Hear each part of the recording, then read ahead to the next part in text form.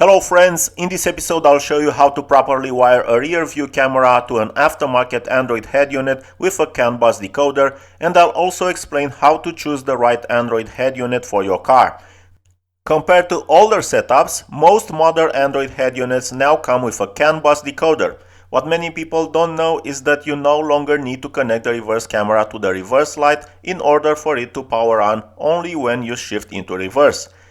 This will be a more detailed presentation because in many YouTube videos the wiring details for reverse cameras are either skipped or poorly explained. There are plenty of tutorials showing how to replace factory head units, but very few clearly explain how the reverse camera wiring actually works. I'll show you how I did everything on a Volkswagen Tiguan, but this setup applies to almost any car as long as the Android head unit comes with a CANbus decoder.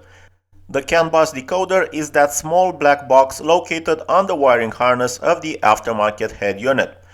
So, what does a CANbus decoder actually do? It reads vehicle data such as ignition on-off, reverse gear position, vehicle speed, open doors, steering wheel controls, climate control signals, parking sensors, and more. This allows us to retain many of the original factory functions. In my case, I use the camera integrated into the tailgate opening mechanism, so it's a dedicated OEM style camera. Don't worry though, electrically speaking, all digital reverse cameras are wired the same way.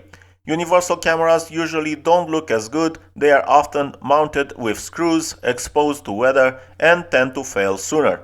I also want to explain how to choose both the Android head unit and the reverse camera so everything works as smoothly as possible. For this Tiguan, I bought an Android head unit from AliExpress mainly because that's where you'll usually find the best prices. Shipping does take longer compared to buying locally, but in many cases the local markup can easily reach 100%. If you want to order the same head unit and camera, you'll find my affiliate links in the video description.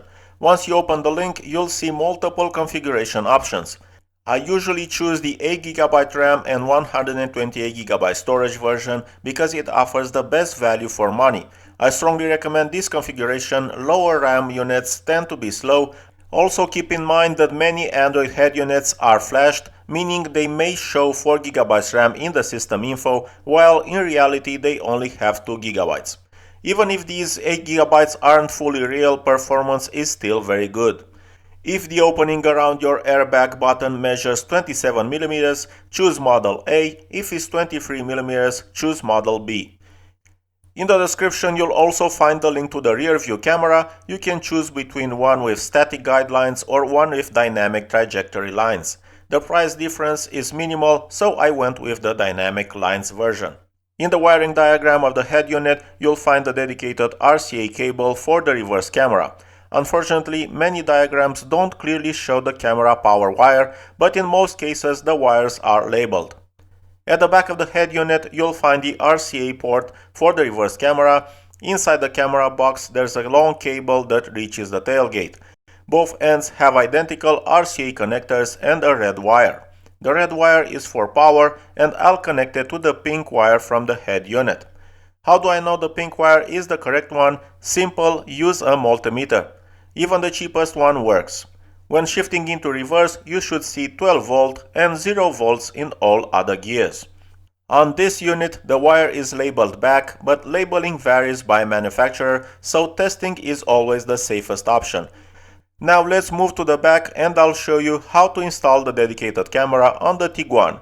I've already mounted it, but the process is easy to follow. These are the rear connectors, the yellow one for digital video signal and the red one for power. To remove this trim, you need to undo two T20 screws.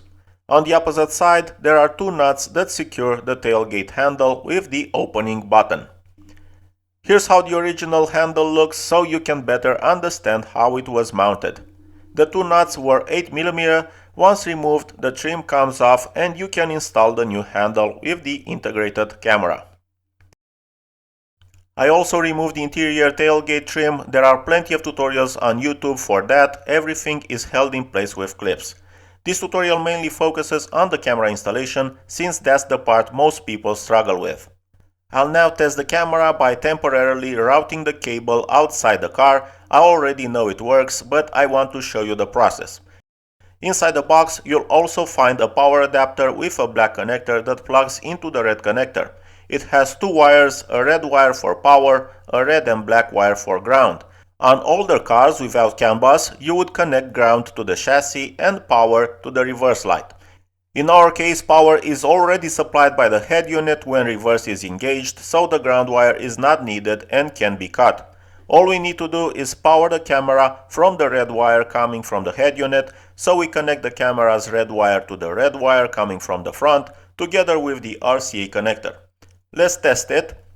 I shift into reverse, and as you can see, the camera works perfectly. Now, I'll disconnect the rear wiring and route everything properly through the dashboard to the right side and then under the door seals or interior trims all the way to the tailgate. It even started snowing, but that didn't stop me from finishing the job. I used the guide wire behind the dashboard, no need to remove the glove box.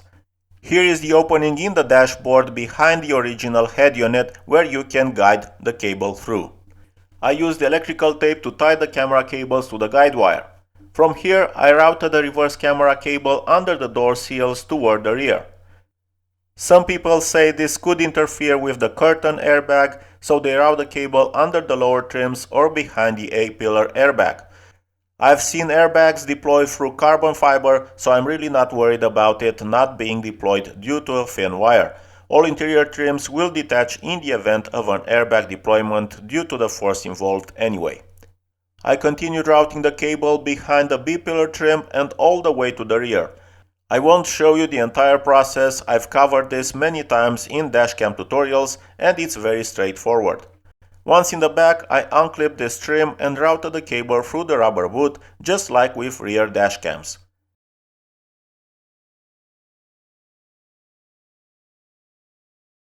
Since this is an older car, a few clips broke, but that's nothing a bit of super glue can't fix.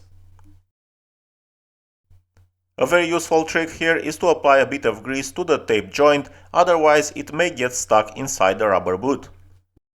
I managed to route the cable through the rubber boot. As you can see, I ran it under the D-pillar trim and then I hid the cable above the headliner so it didn't sit directly over the clips when I reinstalled the upper trim.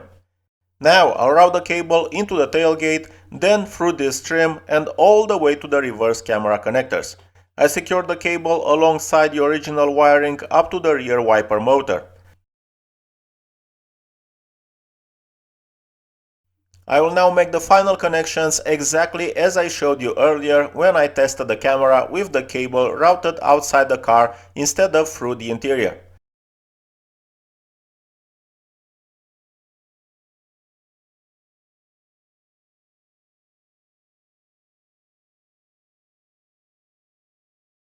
I reinstalled the interior tailgate trims and that was it.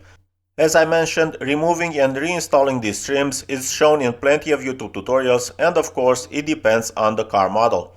Here is the final result, everything works perfectly, including the adaptive trajectory lines.